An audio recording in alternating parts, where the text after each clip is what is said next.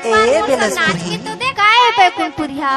तय ठहरे बिलासपुर के, हाँ मैं हूँ बैकुंठपुर के। अरे मोबाइल में गोठियावत रही थस, कब हम बुलाता था आवाज नहीं। क्या आऊँ? अरे खोल के बताना बिलासपुर ही डीजे नीलेश बोरकर। क्या?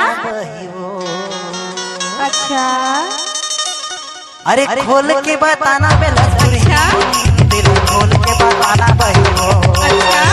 खोल के दीवाना बैकुंठपुरिया, दिल खोल के दीवाना बोलगा। खोल के बताना बिलासपुर ही, दिल खोल अब आएगा मजा। खोल के बताना बैकुंठपुरिया, दिल खोल के दीवाना बोलगा।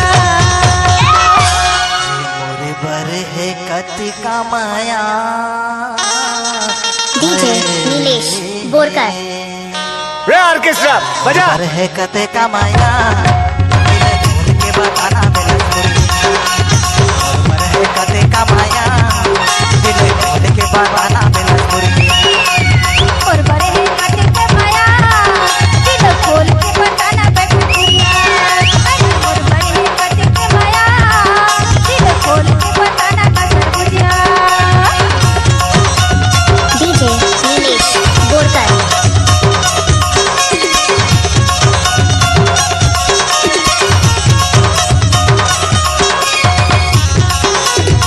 डीजे नीलेश बोरकर।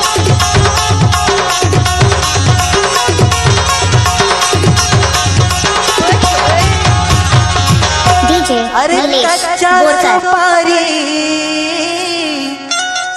क्या? सरोता चाहिए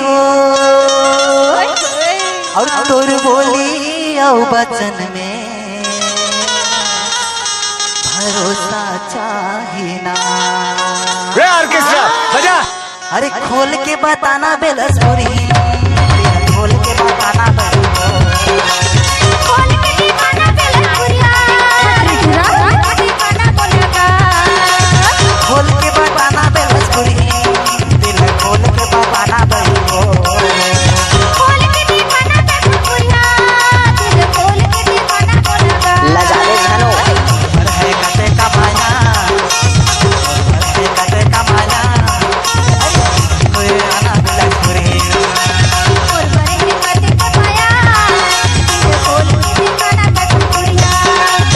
और बड़े हैं काटे के माया, दिल खोल के दीवाना बैकुंठपुरिया।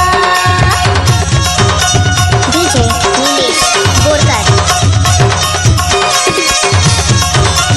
बोला।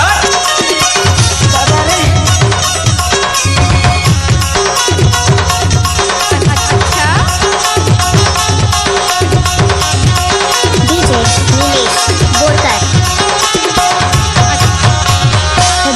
अरे पीपर के रुख